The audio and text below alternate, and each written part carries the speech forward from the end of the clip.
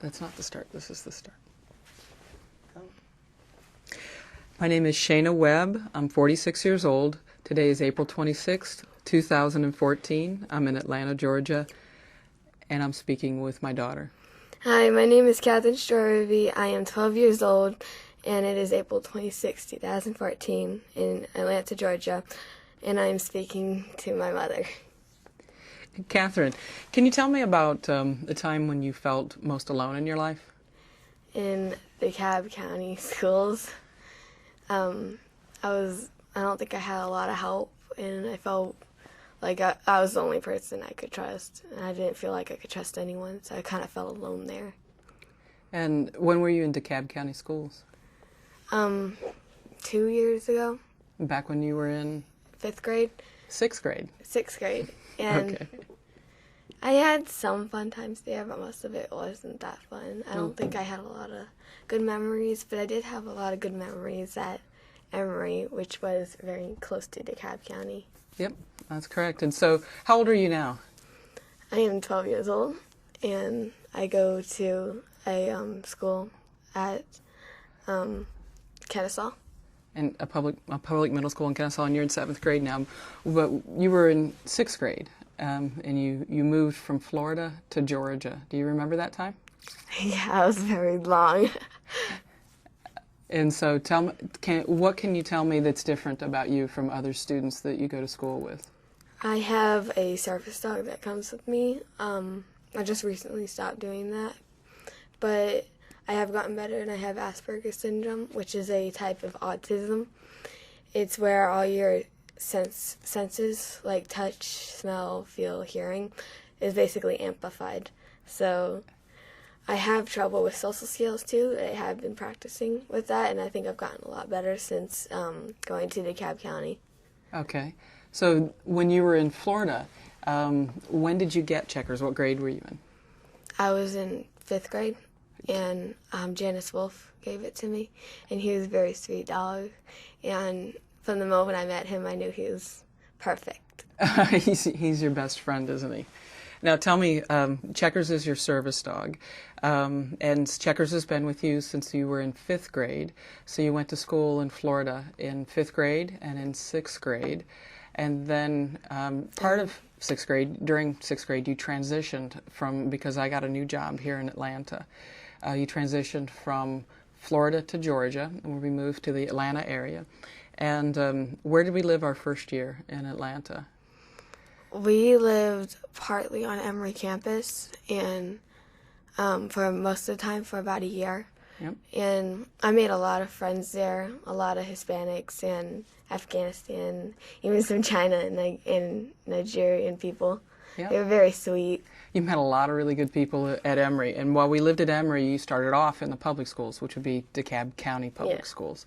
And so how did you and Checkers, how did your life change from Florida to Georgia? Like, you still rode a bus to school, didn't you? That was awful. Yeah. Did you ride a bus with Checkers, or did I have to drive you to school? How did it work out? Want to tell people?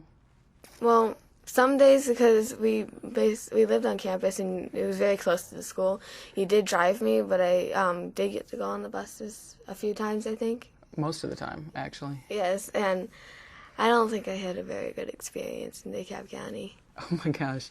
So you have Asperger's syndrome, which is a very high-functioning form of autism. Yes. And you're now 12 years old, but when we moved up, you're almost 13, when we moved up, you had just turned 11 years old.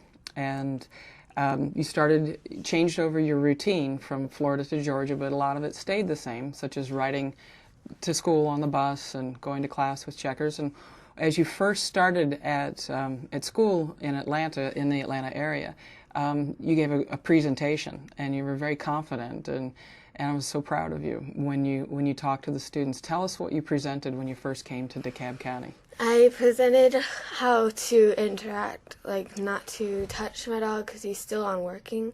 He's a working service dog, and he will get distracted if you do touch him or whistle to him or anything like that. And I told him what he does for me, and he keeps me calm by coming to me when he knows I'm stressed out, and he puts his head on my lap, which is really sweet. It makes me feel a lot calmer around stressful situations. So how does, what changes when Checkers was with you back a year ago? The kids had no respect for him. I think he was very stressed out going to that school because people would whistle to him, try to feed him bad stuff that shouldn't have been fed to him, and they would pull his tail and it would scare him a lot. And he was always like being kind of like me. He was always bullied there too, even though he was just an innocent dog there that was helping me with my Asperger's syndrome. So your presentation went really well, though. When you presented at school, things went really well. It was a lot like people received you a lot the same in the beginning Yes. as they received you in Florida. People were very supportive in Florida. Your teachers were very interested in working with you and working with you with your service dog. Yeah, they helped me very much. And then it started off the same way in DeKalb County, but it seemed like right after your presentation, some of these things started happening. But it wasn't really when on your daily life. You really weren't having so much of a problem with the people who worked at the school, but with the population of the school. Yes. What was different about the population? Um, How was it a different type of school? I was most people were different from me. They were I don't know how to explain it. Well, you were different from most people in that you had Asperger's syndrome, but most of the people at your school in Florida looked a lot like you. Yes. Yeah, and the way that people looked in DeKalb County was a little, you were more of a racial minority in your school, which was a little unusual situation. Yeah, I've never been in a school like that. Right, and so you, in both places, from time to time, you experienced some bullying. Yeah, I think in the beginning they did treat me like how every time I've done a presentation at a different school, where they would kind of stay away, try to keep their distance so they don't hurt my dog or accidentally step on him, and to be respectful. But I think over time, very quickly, it gradually got worse and worse, and they became comfortable with it and tried, and thought of me as a very small, weak, different type of girl there that was weird, and they took advantage of that, and they bullied me a lot. Okay, and this kind of went on, and I would get telephone calls at work and would run over and find you in a puddle of tears at school from the things that were happening. And your father and I would work a lot with the teachers and the faculty and the staff and everybody trying to get up to speed on what it meant to have Asperger's syndrome and what it meant to have tantrums and meltdowns and how much pressure and anxiety that you felt from one day to the next and how we could help to alleviate some of that. And Checkers took care of a lot of those things, but I just think they weren't used to it because I was the first Asperger's syndrome girl with a service dog there, and they were used to people with like Down syndrome and severe Asperger's syndrome.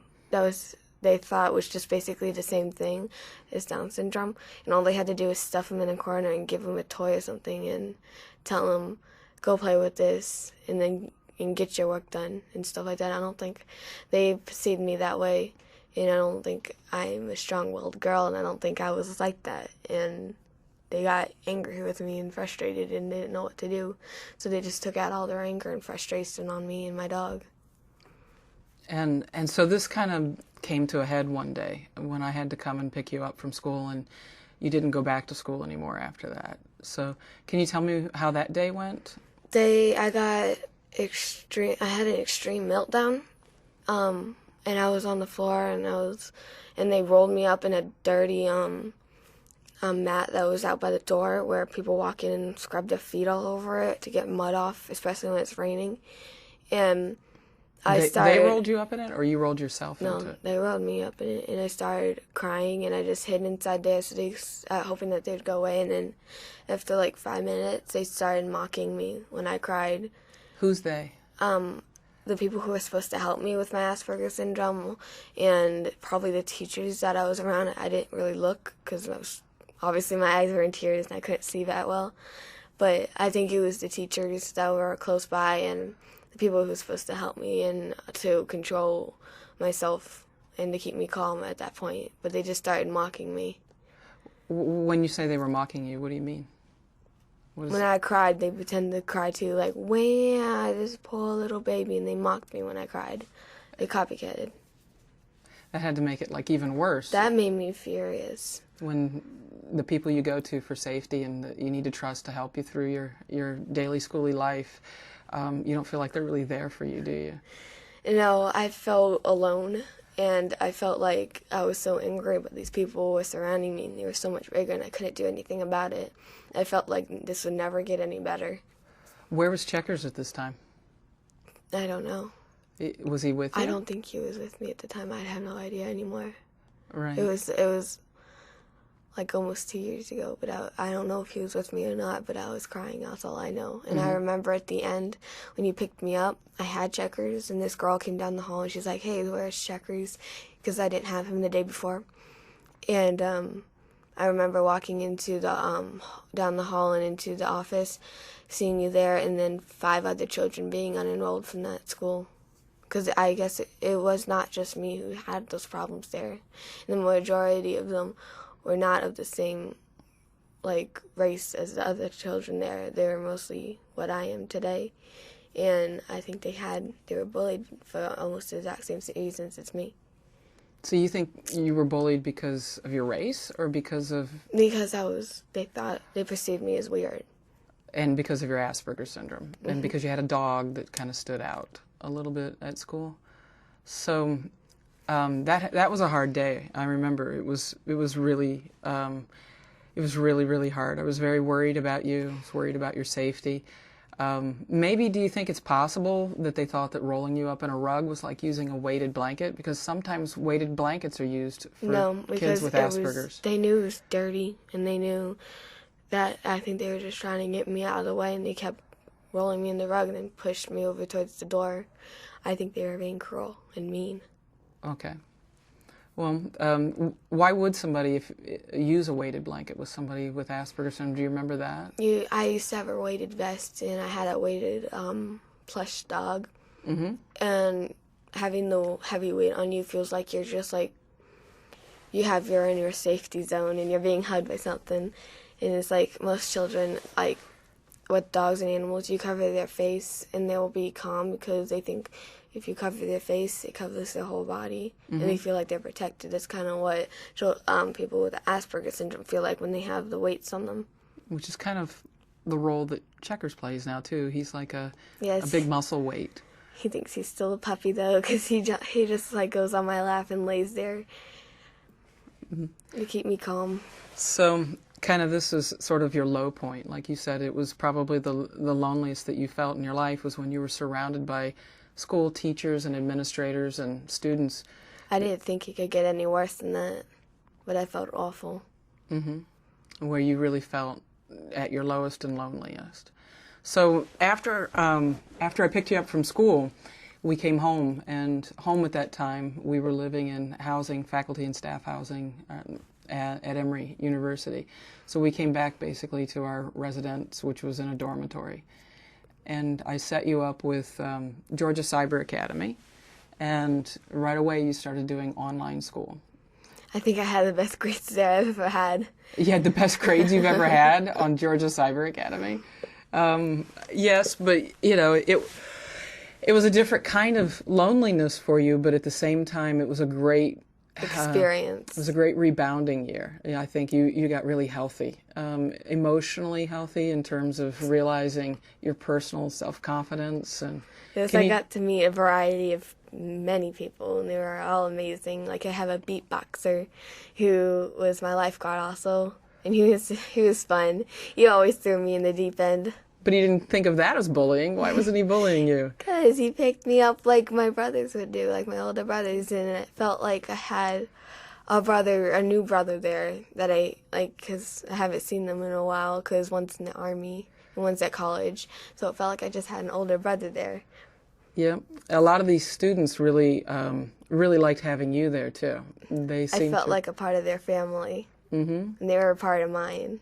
Yeah, and so what would a normal day look like for you at Emory? It was a very different year of going to school. I would get up, get dressed, pack my carry-on kind of luggage thing, and I would take a laptop with me, and I would go onto the C bus or the Loop bus. Campus bus. And I would go to your office. We would have lunch together, and I would do online work at the library. And then I would go back, and I would see a tutor, and we would have fun. And sometimes we'd go down to the pool, and we would see Heaven, and which was the lifeguard. And we just had a fun time. I always went out to the little square piece that was kind of like a big a football field. Uh-huh. And I would see my friend Feta, and I think she's Afghanistan. Yep, Feta was from Afghanistan. Yes, and she was very sweet. She was Muslim, and I had such a fun time with her. Yeah, and Feta really liked you. And do you remember you met another boy who was Muslim there? Do you remember what he was going to school and Feta was graduating, and you told him all about Feta? Yes, remember that? And they eventually got to be boyfriend and girlfriend. Yes, you were quite the matchmaker. I have a great sense of taste. Yeah, as you can tell, the year really developed your self-confidence. I think because she was Muslim, she taught me a lot about the Muslim ways and stuff like that, and I think that's probably why my grade in social studies has gotten way above than I've normally gotten, because what she's taught me, and we're learning about Muslims right now, and we just finished that subject, and I almost got it. I have like a B in that subject now, because she's taught me so much about her religion. Right, as opposed to the first of the school year, and do you remember what happened? They registered you in social studies. You didn't have that in your online school. No. And you were arguing, asking to have it removed because it wasn't an elective that you chose. No, and my grades went from up here all the way down, boom, to like a bomb. We had to have other students at lunch explain to you that everybody had to take social studies. It wasn't an elective. I didn't understand it. I didn't have it before. Yeah, and until you got into it and realized how much you liked it, you probably would have had A's if you'd started off with the right understanding and attitude. So, yes, you do have a stubborn streak, as you said earlier. I'm very stubborn. You're a very strong-willed young woman, and that's part of your personality. When I believe in something, and I believe that it's right, even if it's wrong, I will go all for it. So you told us about some of your favorite experiences at Emory, the different cultures and the people that you met, and it was a wonderful year, but it really isn't the kind of place for a 11 going on 12-year-old young lady to be raised. Because people worried about me, and they thought I was just a lonely child in the road, like thinking, oh, this child's not supposed to be alone. They thought I was really young, but I knew where I was going. The place felt like my own little world. Yep, you had a great time and a great year and some really good experiences. And then we moved out of campus about a year ago, almost exactly, and we moved in to a neighborhood north of Atlanta in the suburbs. And now tell me, what is school like? What's public school like for you? Because you went back to public school now. The school has probably been one of my favorite schools. I have so many memories here, and we're moving to Pittsburgh, and every time I think of moving, and I have such good friends here, I always cry because I love them so much. They've been there for me this whole time. Oh, don't cry. I'm sorry, Catherine. They're just so close to me. I know. You've had a really good year here. When we moved to the suburbs, maybe in the last 6 months, I was given an opportunity to go to graduate school at the University of Pennsylvania in Philadelphia, and that's something that I've been thinking over. And one of the hard things for kids with Asperger's syndrome, and even some of us adults, is to adapt to change. And so we've been talking about it for a really long time and looking at photo books of where we're going. And they'd be a fool not to take you. You're a wonderful person. You're too sweet. You're a great kid, and I know that when we move, everything's going to go great for you again. But you've had a good year, and this has been a different year for the last 3 years in 5th grade, 6th grade. Well, this year has probably been the best of all of them because I've been to wonderful new places. I've been around the world, basically, in the U.S. area, and I've had fun times during my Christian camp during last summer, and I got to see Janice Wolf, who trained my service dog, right by New Jersey and New York, and I got to see amazing places. I think I'm one of the luckiest girls in the world, and people would love to be in my position right now. But when you have good stuff, there are bad things that follow. People will want to take what you have, and they get jealous. And you just have to learn to ignore them, and that they can, if they tried by not taking other people's gifts, if they tried making some of their own or seeing what they already have, they can get great things happening to them, and they can be successful too. It's good advice, and I want you to hold on to that confidence, because it's been good for you. It's the experience that kind of stepping out of your social world, kind of the cruel middle school world for everybody, regardless of whether they have Asperger's or not. Is middle school is a tough time, and you took a pause. High school will be worse. I don't know, but you took a pause, and then you came back to middle school with some confidence. And when you had so much confidence, what was some of the things that you came to school without for the first time in 2 years? I admit I was a little scared, but I felt like I was moving forward with my Asperger's syndrome, and that I didn't need checkers as much as I used to. I did go without school with him for a year. Yep. Because 7th grade this last year. Yes, and because I think I was ready, and I needed to kind of like separate myself from having basically a crutch. I don't want that all my life, and I think I needed to like start moving on by myself. I know I'm always going to have him. He's always going to help me, but I think I needed to start helping myself now and learning to depend on people more. Mm-hmm. And I was scared to do it, but I tried. So is there any message that you want to share with people about Asperger's syndrome? Asperger's syndrome is a gift. I was just lucky enough that God would give it to me, but with a gift, there is a great responsibility that comes with it, and you just need to learn how to not use it as something that you can use against people. Like, don't use the Asperger's syndrome as an excuse.